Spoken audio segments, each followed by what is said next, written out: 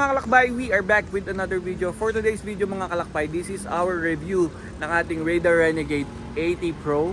So dadali natin siya dito sa napakagandang probinsya ng Rizal. Andito tayo ngayon sa Shell Buso-Buso, yan, to review. So better to review dito na natin i-review yan sa Tanay mismo. So dadali natin siya sa mga site where the campsite is located. So yan, magandang road doon, may lubak, may putek, may river crossing. So try natin lahat. Yan o, sinimulan na natin, medyo madumi na siya, kaya dudumihan pa natin yan lalo. Yan, so mga kalakbay, 80 Pro. Actually na-try ko naman na siya sa mga light off-roading. Okay na okay, kaya naman. Basta wag lang yung super extreme heavy terrain ng mga ano. Pero kaya naman, mga campsites dito sa Tanay and sa ibang lugar like sa Cavite, na-try ko na. Kasama natin Pigang Boys ngayon to review the tires. Yan, so biyahe tayo mga kalakbay, punta tayo sa mga campsite. Let's go.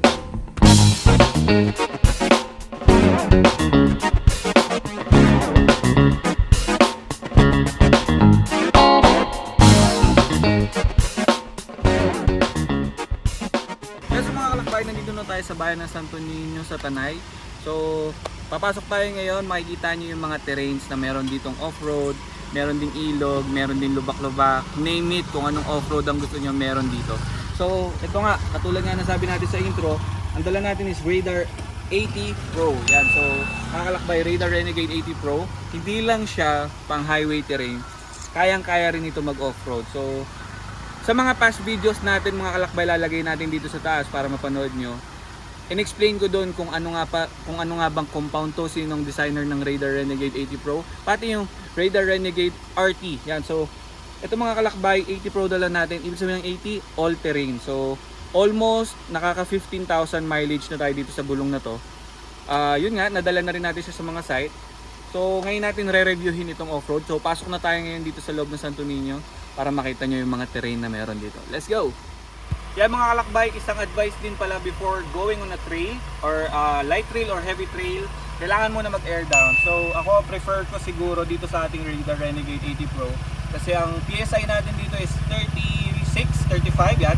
So mag-air down tayo ngayon around 10 seconds ang bilang natin para mag-air down dito sa lahat ng gulong. Tapos pagbalik natin yung highway, papahangin tayo ulit ng gulong. Alright.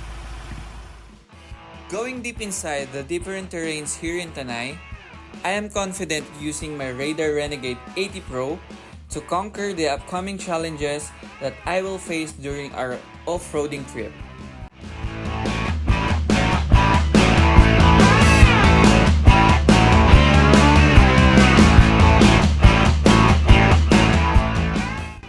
The Raider Renegade 80 Pro has a unique stone ejector technology that prevents stones from drilling and lodging into the tread.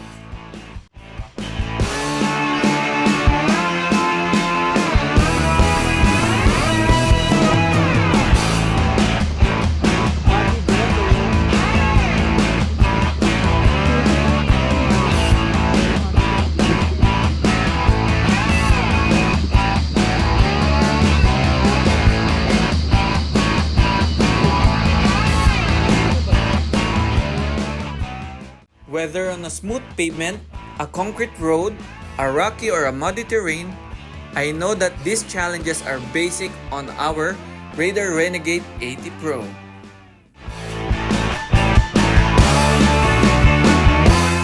Exceptional all-terrain traction and stability, optimized interlocking tread block design to ensure pattern works in harmony with the terrain.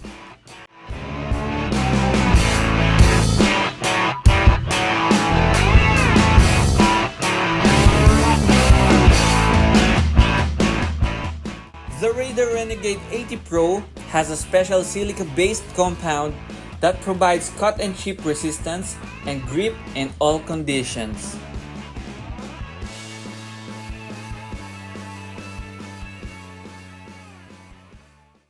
Yes, so mga kalakbay, kakatawid lang natin ng river. Kitang-kita nyo naman sa drone na super easy sa ating Raider Renegade 80 Pro ang ating river crossing. So tumawid tayo from here going to here. So basic na basic. Magandang panahon.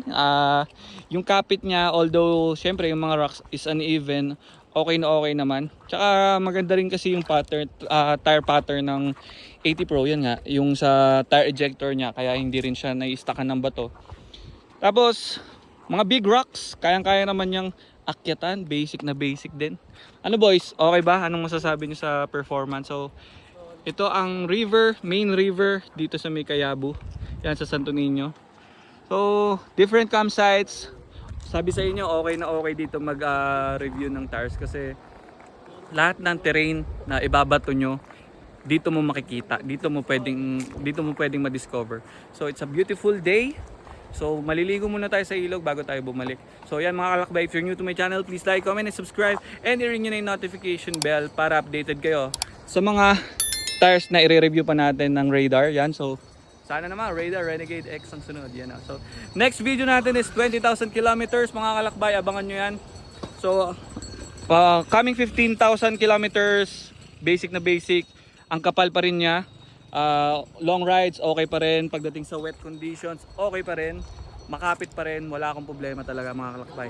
Yun, walang halong joke yung mga kalakbay. Kaya 80 Pro or RT, okay na okay.